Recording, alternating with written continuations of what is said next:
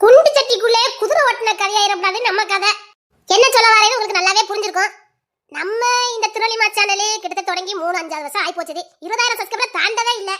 நிறைய பேருக்கு முயற்கனி எபிசோட் ரொம்ப பிடிக்கும். புதுசா வரவங்களுக்கு அதை விட ரொம்ப பிடிச்சு போச்சுது. இப்போ அதுல ஒரு சிக்கல் ஆகி போச்சுது. என்னன்னா இப்போ வர எபிசோட புதுசா வர சப்ஸ்கிரைபர் பாப்பாங்க. சரி முந்தின எபிசோட போய் பார்க்கலான்னு பார்த்தா அது போகுது 1 மைல் தூரம். கிட்டத்தட்ட 1700 எபிசோடு வரைக்கும் நம்ம வந்துட்டோம். அத்தாடி பெரிய சுரங்க பாதையெல்லாம் போகுதுன்னு அப்படியே ஸ்டாப் பண்ணிட்டு வெளில வந்துருக்காங்க.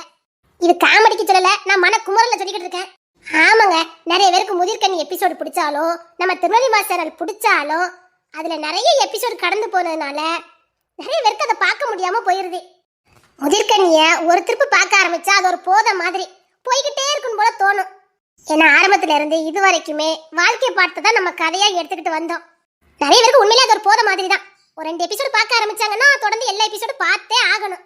எனக்கு நிறைய மெயில் மூலமா சொன்னாங்க, அக்கா நிறைய இருக்குதுக்கா பார்க்க முடியல, ஆனா பார்க்காமலும் இருக்க முடியல, எங்களுக்கு பைத்தியம் பிடிச்ச மாதிரி இருக்குக்கா அப்படின்னு. ஆனா உங்க சேனல் எங்களுக்கு ரொம்ப பிடிச்சு போச்சு. அதுல இருக்க கருத்தும் எங்களுக்கு ரொம்ப பிடிச்சு போச்சு. அதாவது எங்களுக்கு தெரியாத ஒன்றை கத்து கொடுத்த மாதிரி ஒரு ஃபீல் இருக்குது. இது வரைக்கும் எங்க வாழ்க்கையில நாங்க கத்துக்காதெல்லாம் அதுல இருந்த மாதிரி இருக்குது. ஆனா நாங்க தெரிஞ்சுக்கணும். ஆனா அது ரொம்ப பெருசா இருக்கு, ரொம்ப தூரமா இருக்கு, கத்துக்க முடியலக்கா அப்படின்னு நிறைய பிள்ளைங்க கேட்டுக்கிட்டாங்க. அக்கா ஏதாவது பண்ணுங்கக்கா, நாங்க அதெல்லாம் தெரிஞ்சுக்கணும், நீங்க என்ன சொல்ல வரீங்கிறத நான் புரிஞ்சுக்கணும். எங்களுக்கு பிடிச்சிருக்க, நான் அவ்வளவு தூரம்லாம் பார்க்க முடியாதுக்கா. அவங்க சொல்லி முக்கியமான பாயிண்ட் இருக்குது.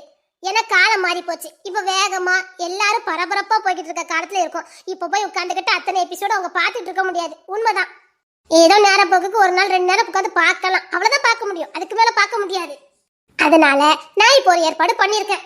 நிறைய நேரோட விருப்பத்துக்கு ஏற்பதான் நான் இதை பண்ணியிருக்கேன். முதிர்கனி எபிசோடு எப்பவும் போல தொடர்ந்து வரும். ஏன் அந்த முதிர்கனி எபிசோட நான் இவ்வளவு தூரம் கொண்டு வரேன்னா அதுக்கு ஒரு காரணம் இருக்குது. எனக்கு ரொம்ப ஆசை அந்த எபிசோடு எவ்வளவு தூரம் போகணுமோ போகட்டும் அப்படின்னு. அது ஒரு சாதனையா கூட இருக்கட்டுமே அப்படின்னு அதை கொண்டு போய்கிட்டு இருக்கேன். முழுக்க நான் அதை ஒரு சாதனைக்காக தான் அந்த எபிசோட நான் கொண்டு போய்கிட்டு இருக்கேன். ஆனா அதை புதுசா வரவங்களுக்கு நம்ம டிஸ்டர்ப் பண்ணிடக்கூடாது. அதனால காலையில எப்பவும் போல வழக்கம் போல நமக்கு முதிர்கண்ணி தவறாம வரும். நான் இப்போ ஊருக்கு போயிருந்தனால தான் நம்ம கொஞ்சம் வீடியோ போட முடியாம போயிட்டு. மற்றபடி உங்க எல்லாருக்குமே நல்லா தெரியும் முதிர்கண்ணி தவறாம வந்துடும்.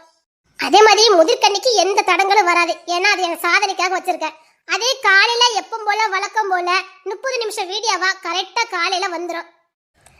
இப்போ பாக்குற எல்லா பிள்ளைங்களுமே 2K கிட்ஸ் தான். எல்லாமே இந்த ஜெனரேஷன் பிள்ளைங்க தான் நம்ம வீடியோவை இப்போ பாக்குறாங்க. அப்புறம் மிஞ்சி போனா 40-35 வயசுக்குள்ள பெண்கள் தான் நிறைய பேர் வீடியோ பாக்குறீங்க. அவங்க 90 கிட்ஸ் தான்.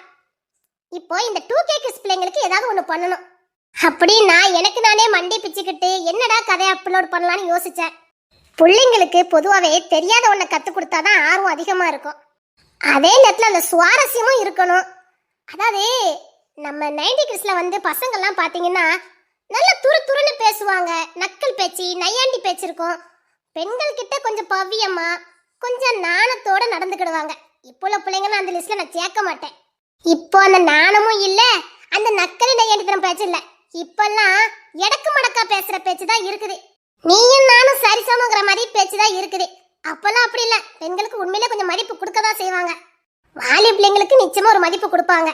ஒரு கன்னி பெண் வருது அப்படின்னா கொஞ்சம் இந்த பெண் எந்த அளவுக்கு வெக்கப்படுவாளோ அதே அளவுக்கு ஒரு ஆணும் வெக்கப்படுவான். அவ்வளோ லேசிலலாம் யாரும் ஒருத்தருக்கு ஒருத்தர் காதலெல்லாம் சொல்ல மாட்டாங்க. ஒரு காதல் ஒரு பையனுக்கு வந்தா கூட அதை சொல்லதுக்கே அவன் தயக்கப்பட்டான்.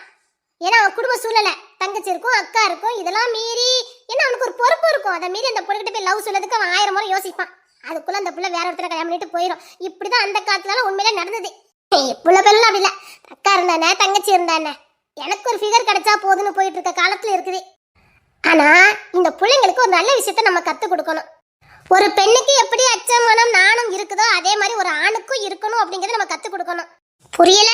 புரிய வைக்கிறதுக்குதான் ஒரு புத்தம் புதிய மெகாத்தோட நான் அப்லோட் பண்ணலான்னு இருக்கேன்.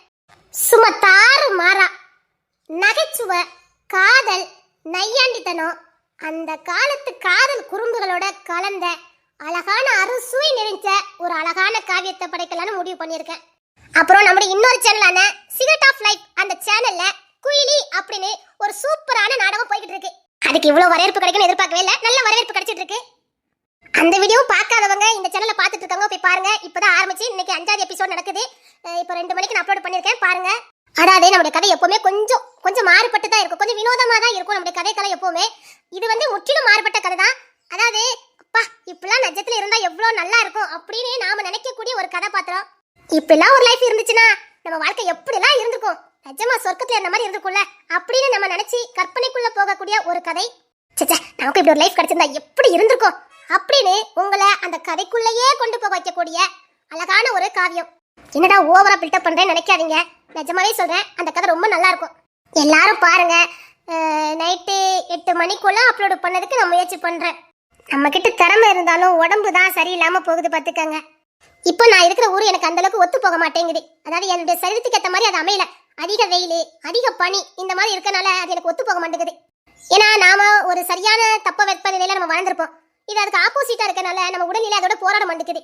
அதனால உடல் கொஞ்சம் சோர்வாய் போயிருது. மனசுல தைரியத்துல தான் இவ்வளவு நாள் என் கதை ஓடிக்கிட்டு இருக்கு. என்ன செய்ய, பொழைக்க நம்ம படிச்சிருக்கோம், வெளியூர்ல தான் வேலை வாய்ப்பு, அங்க வந்து பொழைச்சாச்சு. சரி, இதுக்கு ஏற்ற மாதிரி நானும் வாழ்ந்துட பழகிக்கிட்டேன். எனக்கு ரொம்ப ஆசை, நான் தான் ஏற்கனவே சொல்லியிருப்பேன், கதை ஏகப்பட்டதை எழுதி வச்சிருக்கேன்.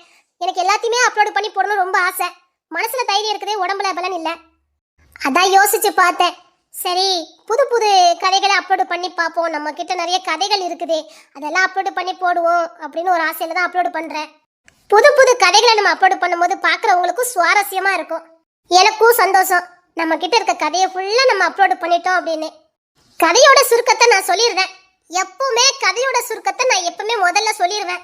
ஆனா இந்த கதையை பொறுத்த வரைக்கும் நாளைக்கு ஃபர்ஸ்ட் எபிசோடே தார்மாரா இருக்கும், மறக்காம பாருங்க.